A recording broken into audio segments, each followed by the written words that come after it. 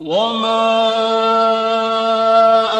أرسلناك إلا رحمة للعالمين۔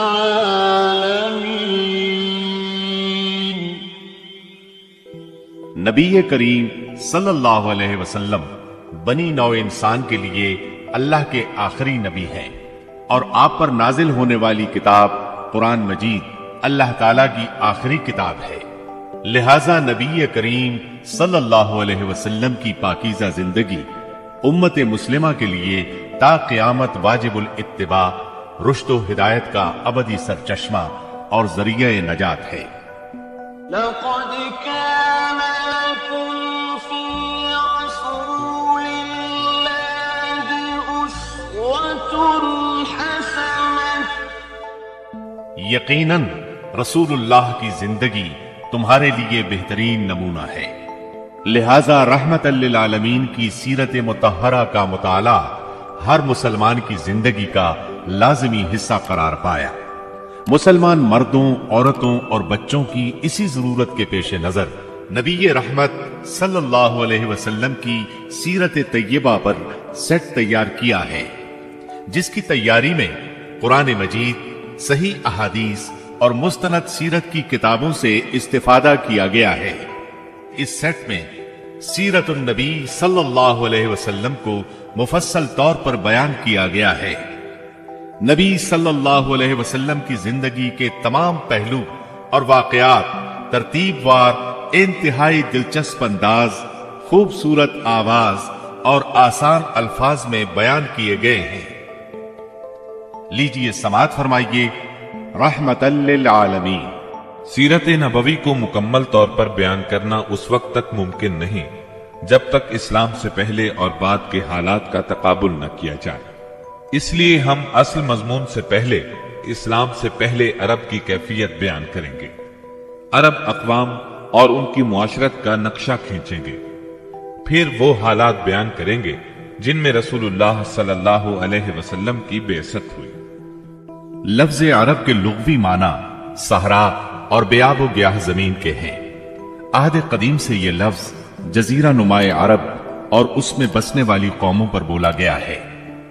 عرب کے مغرب میں بحر احمر اور جزیرہ نمائے سینا ہے، مشرق میں خلیج عرب اور جنوبی عراق کا ایک بڑا حصہ ہے، جنوب میں بحر عرب ہے جو در حقیقت بحر ہند کا پھیلاؤ ہے، شمال میں ملک شام اور کسی قدر شمالی عراق ہے۔ ان میں سے بعض سرحدوں کے بارے میں اختلاف بھی ہے۔ کل رقبے کا اندازہ 10 لاکھ سے 13 لاکھ مربع میل تک کیا گیا ہے۔ نسلی اعتبار سے مورخین نے عرب اقوام کی 3 قسمیں قرار دی ہیں۔ نمبر 1، عرب بائدہ، یعنی وہ قدیم عرب قبائل اور قومیں جو بالکل ناپید ہو گئیں اور ان کے متعلق ضروری معلومات بھی دستیاب نہیں، مثلاً عاد، سمود، تسم، جدیس، عمالقہ وغیرہ۔ نمبر 2، عرب عاربہ، یعنی وہ عرب قبائل جو یعرب بن یشجب بن قحطان کی نسل سے ہیں، انہیں قحطانی عرب کہا جاتا ہے۔ نمبر 3، عرب مستعربہ، یعنی وہ قبائل جو سیدنا اسماعیل علیہ السلام کی نسل سے ہیں، انہیں عدنانی عرب کہا جاتا ہے۔ عرب عاربہ یعنی قحطانی عرب کا اصل گہوارہ ملک یمن تھا، یہیں ان کے خاندان اور قبیلے مختلف شاخوں میں پھوٹے، پھیلے اور بڑھے۔ ان میں سے 2 قبیلوں نے بہت شہرت حاصل کی، ایک ہمیر جس کی مشہور شاخیں زید الجمہور، قزاع اور سکاسک ہیں، دوسرا کہلان جس کی مشہور شاخیں ہمدان، انمار، مزہج، تے، کندہ، لخم، جزام، ازد، اوس، خزرج اور اولاد جفنہ ہیں، جنہوں نے آگے چل کر ملک شام میں بادشاہت قائم کی اور آل غسان کے نام سے مشہور ہوئے۔ عرب مستعربہ کے جد اعلیٰ سیدنا ابراہیم علیہ السلام اصلاً عراق کے ایک شہر اور کے باشندے تھے۔ یہ شہر دریائے فرات کے مغربی ساحل پر کوفے کے قریب واقع تھا۔ اس کی کھدائی کے دوران میں جو کتبے برآمد ہوئے ان سے اس شہر کے متعلق بہت سی تفصیلات منظر عام پر آئی ہیں اور سیدنا ابراہیم علیہ السلام کے خاندان کی بعض تفصیلات معلوم ہوئی ہیں۔ نیز ملک کے دینی اور اجتماعی حالات بھی سامنے آئے ہیں۔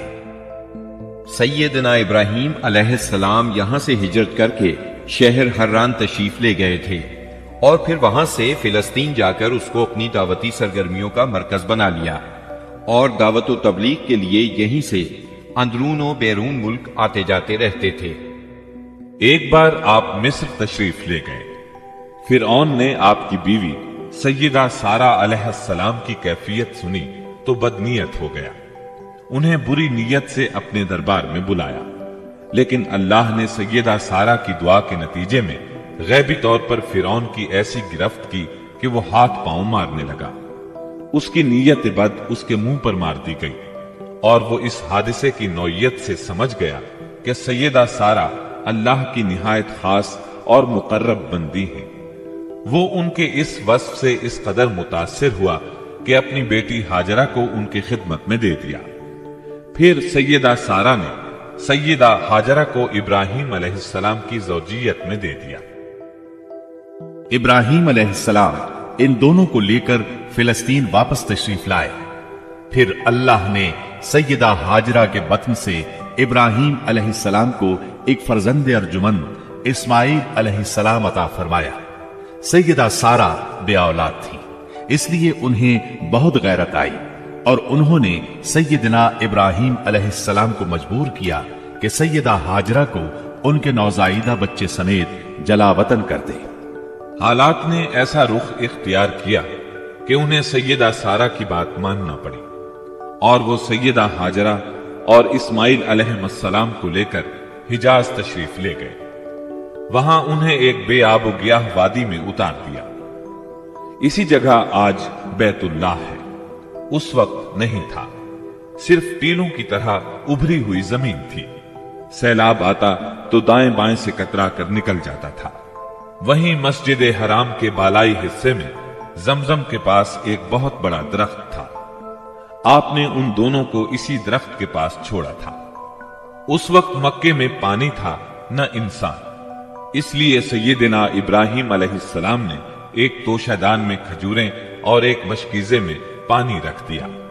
اس کے بعد فلسطین واپس چلے گئے۔ ادھر چند ہی دن میں کھجوریں اور پانی ختم ہو گیا۔ سخت مشکل پیش آئی، مگر اس مشکل وقت میں اللہ کے فضل سے زمزم کا چشمہ پھوٹ پڑا اور ان کے لیے خوراک کا سامان بن گیا۔ اسماعیل علیہ السلام جب جوان ہوئے تو جرہم قبیلے سے عربی سیکھ لی۔ یہ قبیلہ وہاں پانی دیکھ کر آباد ہو گیا تھا۔ اس قبیلے کے لوگ انہیں پسند کرنے لگے تو ان لوگوں نے اپنے خاندان کی ایک خاتون سے ان کی شادی کر دی۔ اسی دوران میں سیدہ ہاجرہ کا انتقال ہو گیا۔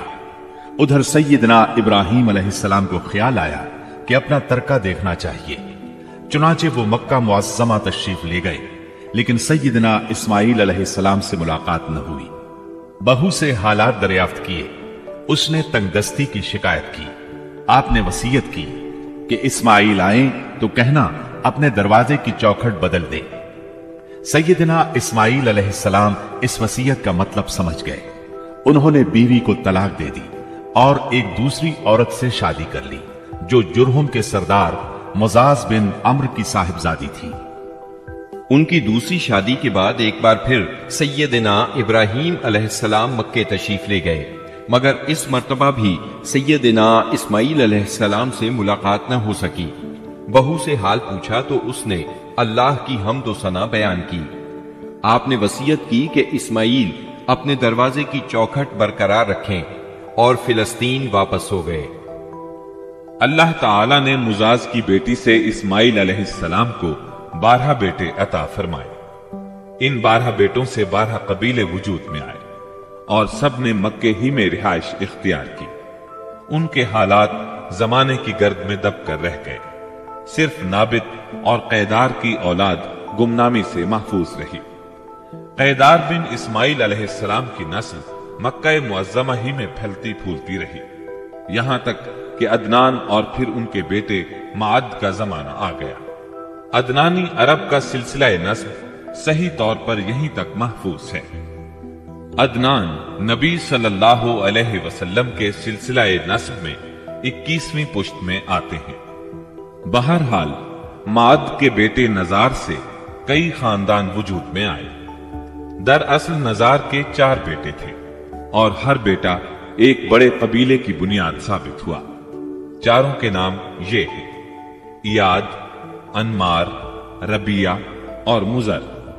ان میں سے آخری 2 قبیلوں کی شاخیں اور شاخوں کی شاخیں بہت زیادہ ہوئیں۔ چنانچہ ربیہ سے اسد بن ربیہ، انزہ، عبد القیس، وائل، بکر، تغلب اور بنو حنیفہ وغیرہ وجود میں آئے۔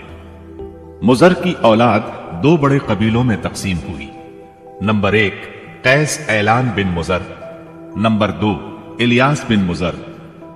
قیس اعلان سے بنو سلیم، بنو حوازن، بنو غطفان، غطفان سے ابس، زبیان، اشجع اور غنی بن عاصر کے قبائل وجود میں آئے۔ الیاس بن مزر سے تمیم بن مرہ، حزیل بن مدرکہ، بنو اسد بن خزیمہ اور کنانہ بن خزیمہ کے قبائل وجود میں آئے۔ پھر کنانہ سے قریش کا قبیلہ وجود میں آیا۔ یہ قبیلہ فہر بن مالک بن نضر بن کنانہ کی اولاد ہے۔ پھر قریش بھی مختلف شاخوں میں تقسیم ہوئے۔ مشہور قریشی شاخوں کے نام یہ ہیں: جمح، سہم، عدی، مخزوم، تیم، زہرہ اور قصی بن کلاب کے خاندان یعنی عبد الدار، اسد بن عبد العزا اور عبد مناف۔ یہ تینوں قصی کے بیٹے تھے۔ ان میں سے عبد مناف کے 4 بیٹے ہوئے جن سے 4 ذیلی قبیلے وجود میں آئے، یعنی عبد شمس، نوفل، مطلب اور ہاشم۔ انہی ہاشم کی نسل سے اللہ نے ہمارے نبی کریم صلی اللہ علیہ وسلم کا انتخاب فرمایا۔ ابن عباس رضی اللہ عنہ کا بیان ہے کہ رسول اللہ صلی اللہ علیہ وسلم نے فرمایا، اللہ تعالیٰ نے مخلوق پیدا فرمائی تو مجھے سب سے اچھے گروہ کے اندر رکھا، پھر قبائل کو چنا تو مجھے سب سے اچھے قبیلے کے اندر بنایا، پھر گھرانوں کو چنا تو مجھے سب سے اچھے گھرانے میں بنایا، لہذا میں اپنی ذات کے اعتبار سے بھی سب سے اچھا ہوں اور اپنے گھرانے کے اعتبار سے بھی سب سے بہتر ہوں۔ جس وقت جزیرۃ العرب پر اسلام کا سورج طلوع ہوا، وہاں 2 قسم کے حکمران تھے۔ ایک تاجپوش بادشاہ جو حقیقت میں مکمل طور پر آزاد اور خود مختار نہیں تھے، اور دوسرے قبائلی سردار جنہیں اختیارات کے لحاظ سے وہی حیثیت حاصل تھی جو تاجپوش بادشاہوں کی تھی، لیکن ان کی اکثریت کو ایک مزید امتیاز یہ حاصل تھا کہ وہ مکمل طور پر آزاد اور خود مختار تھے۔ اس وقت تاجپوش حکمران یہ تھے: شاہان یمن، شاہان آل غسان یعنی شام، اور شاہان ہیرا یعنی عراق۔ باقی عرب حکمران تاجپوش نہ تھے۔ عرب عاربہ میں سے قدیم ترین قوم سبا تھی۔ اور یعنی عراق سے جو کتبات برآمد ہوئے ان میں 2500 سال قبل مسیح کی اس قوم کا ذکر ملتا ہے، لیکن اس کے عروج کا زمانہ 11 صدی قبل مسیح سے شروع ہوتا ہے۔ اس کی تاریخ کے اہم ادوار یہ ہیں: 650 قبل مسیح سے پہلے کا دور۔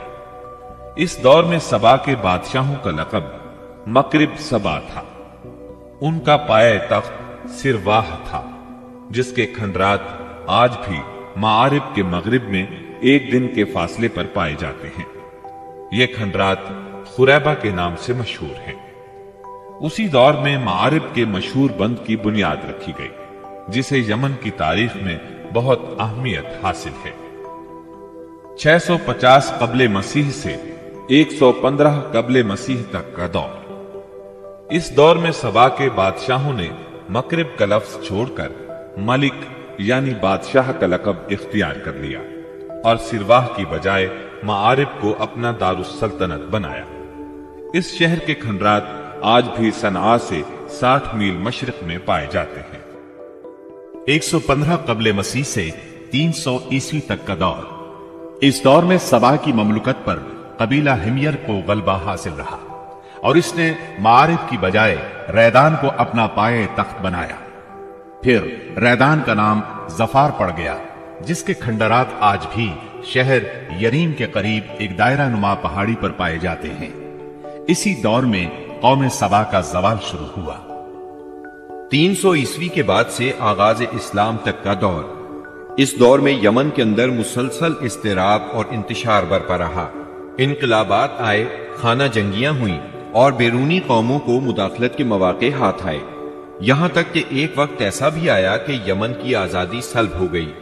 چنانچہ اسی دور میں رومیوں نے عدن پر فوجی قبضہ کیا اور ان کی مدد سے حبشیوں نے ہمیر اور ہمدان کی آپس میں کشمکش سے فائدہ اٹھایا اور 340 عیسوی میں پہلی بار یمن پر قبضہ کیا۔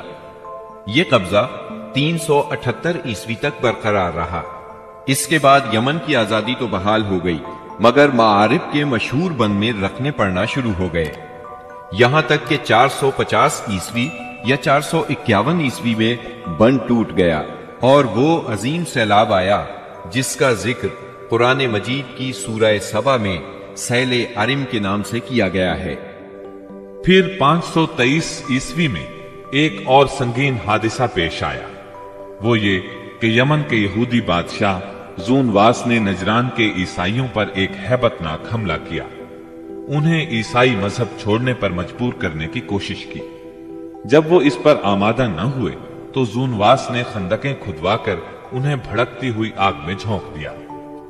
قرآن مجید کی سورہ بروج میں اسی لرزہ خیز واقعے کی طرف اشارہ موجود ہے۔ اس واقعے کا نتیجہ یہ ہوا کہ عیسائیت انتقام لینے پر تل گئی۔ وہ پہلے ہی رومی بادشاہوں کی قیادت میں بلا وجہ عرب کی فتوحات کے لیے تیاری کر چکے تھے، اپنے علاقوں کو وسیع کرنا چاہتے تھے۔ انہوں نے حبشیوں کو یمن پر حملے کی ترغیب دی، انہیں باہری بیڑا مہیا کیا۔ حبشیوں نے رومیوں کی شہ پا کر 525 عیسوی میں اریات کی قیادت میں 70,000 فوج سے یمن پر دوبارہ قبضہ کر لیا۔ قبضے کے بعد اریات نے شاہ حبش کے گورنر کی حیثیت سے یمن پر حکمرانی کی، لیکن پھر اس کی فوج کے ایک ماتحت کمانڈر ابرہا نے اسے قتل کر کے خود اقتدار پر قبضہ جما لیا اور شاہ حبش کو بھی راضی کر لیا کہ وہ اس کے قبضے کو تسلیم کر لے۔ یہ وہی ابرہا ہے جس نے بعد میں خانہ کعبہ کو ڈھانے کی کوشش کی اور ایک لشکر جرار کے علاوہ چند ہاتھیوں کو بھی فوج کشی کے لیے ساتھ لایا، جس کی وجہ سے یہ لشکر اصحاب الفیل کے نام سے مشہور ہوا۔ عراق اور اس کے نواحی علاقوں پر سائرس اعظم کے زمانے ہی سے اہل فارس کی حکمرانی چلی آ رہی تھی۔ اسے کوروش کبیر، خورس یا سائرس ذوالقرنین بھی کہا جاتا ہے۔ اس کا زمانہ 557 تا 529 قبل مسیح ہے۔ اس کے مقابلے میں کسی کو آنے کی جرت نہیں تھی، یہاں تک کہ 326 قبل مسیح میں سکندر مقدونی نے دارا اول کو شکست دے کر فارسیوں کی طاقت توڑ دی، جس کے نتیجے میں ان کا ملک ٹکڑے ٹکڑے ہو گیا اور طوائف الملوکی شروع ہو گئی۔ یہ انتشار 230 عیسوی تک جاری رہا۔ اسی دوران میں قحطانی قبائل نے اپنا وطن چھوڑ کر عراق کے ایک بہت بڑے اور شاداب سرحدی علاقے پر بود و باش اختیار کر لی۔ پھر عدنانی لوگ اپنا وطن چھوڑ کر اس طرف آئے، انہوں نے لڑ بھڑ کر جزیرہ فراتیہ کے ایک حصے پر اپنا قبضہ جما لیا۔ ادھر 226 عیسوی میں اردشیر نے جب ساسانی حکومت کی داغ بیل ڈالی تو رفتہ رفتہ فارسیوں کی طاقت ایک بار پھر پلٹ آئی۔ اردشیر کے عہد میں حیرہ، بادیات العراق اور جزیرے کے ربیعی اور مزری قبائل پر جزیمت الوضاح کی حکمرانی تھی۔ شاہان حیرہ کے پاس فارسی فوج کی ایک یونٹ ہمیشہ رہا کرتی تھی، جس سے بادیہ نشین عرب باغیوں کی سرکوبی کا کام لیا جاتا تھا۔